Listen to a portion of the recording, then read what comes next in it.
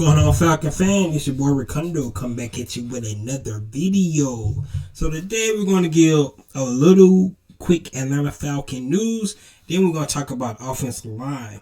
And should the Atlanta Falcons have made any moves this offseason to actually make the offensive line approved for this year, upcoming year.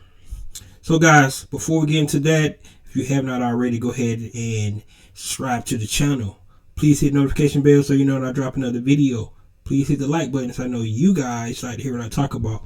Then please share my video throughout the YouTube universe so more people can come in and hear me talk about these Atlanta Falcons. So like I said, we're going to talk about some quick Atlanta Falcon news. First, the Atlanta Falcons actually made a trade with the Las Vegas Raiders on bringing Brian Edwards to the team for a 5th round pick. And they received a 7th round pick along with Brian Edwards. Brian Edwards was a 3rd round pick in the 2020 draft for the Las Vegas Raiders out of South Carolina.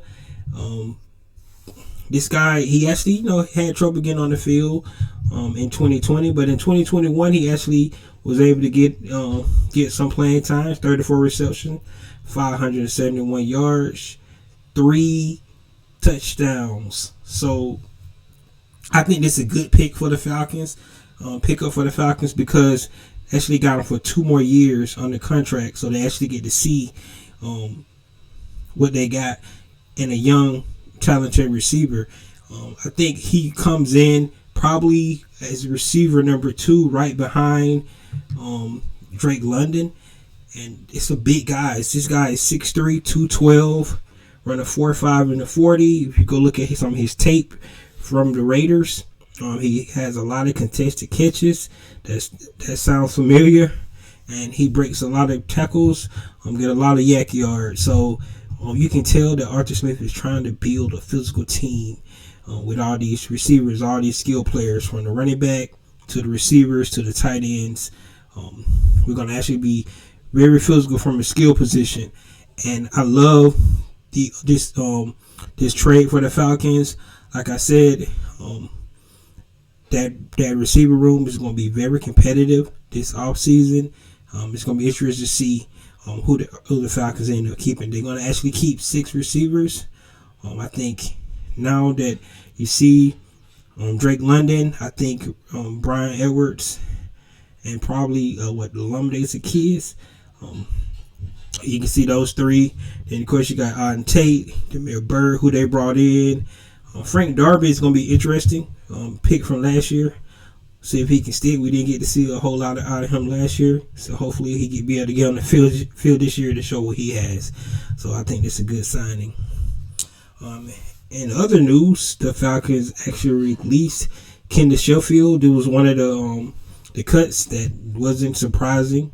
I thought it came a little later than I thought it was going to come. The Falcons had so many cornerbacks on the team. They was able to free up $2.5 million in cap space, and they trying to, if you add somebody to a roster, you pretty much gonna have to get rid of a player anyway. They was able to get some cap saving. Actually, this $2.5 million is actually more than what they'll be actually paying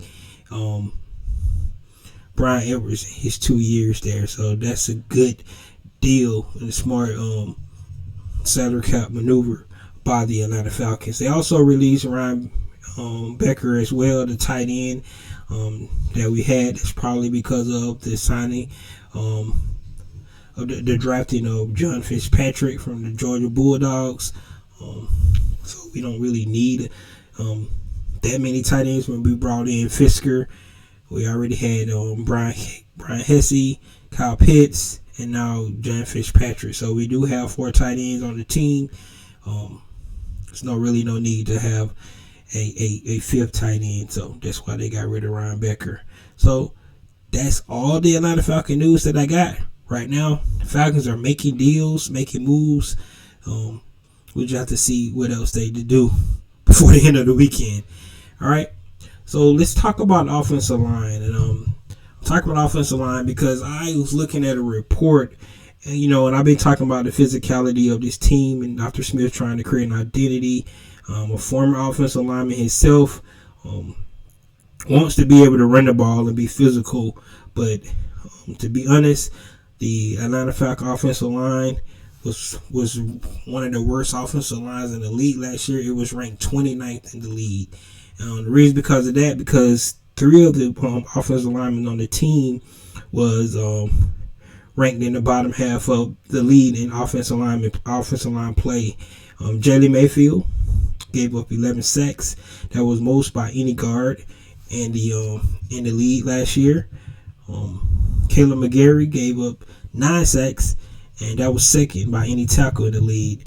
And then Matt Hennessy, he was the worst center in pass protection in the league last year for a starting center. So that just lets you know that all 3 of those guys definitely going to need to improve this year, especially if they're going to live up to the identity that the head coach is trying to build here. I think all these guys are going to have a short lease. That's why we brought in the competition to compete with these guys. I think Tremaine Irfetti and Elijah Wilkins going to be competing with Caleb McGarry or even Jalen Mayfield. They might move Jalen Mayfield back to right tackle. Of course, we brought in Ryan. Justin Schaefer. We got New Zealand. We got Rashard Howard is another guard that they got. So it's a lot of positions to actually somebody to compete against Jalen Mayfield this year. Of course, we got Drew Dalman to compete with Hennessy. So remember, Hennessy was not Terry Fontenot and Arthur Smith's pick. Drew Dalman was, so they're going to give Drew Dalman every opportunity to come in and actually compete for that center position. One good thing about those 3 guys that I just called, they was real good at run blocking.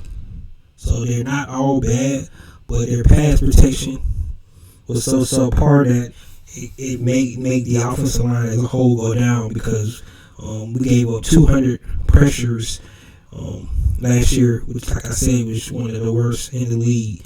And then every now and then we was hit or miss in the run game.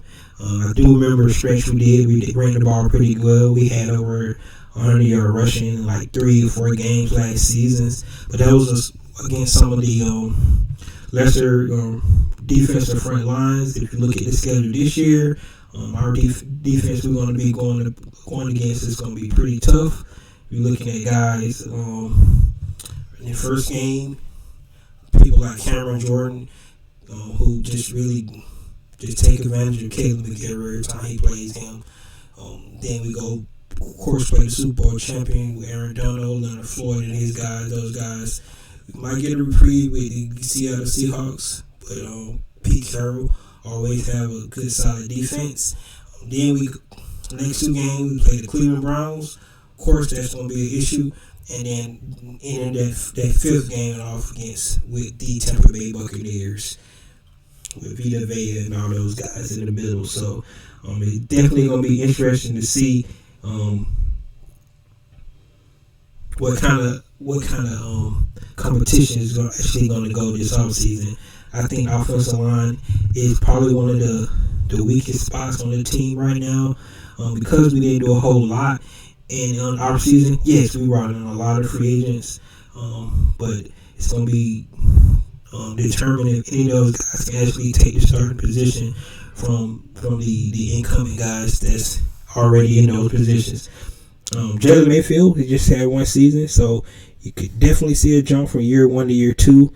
He has nowhere to go but up. Matt Hennessy's going to his 3rd season, technically his 2nd season, because the 1st season he only played 3 games, but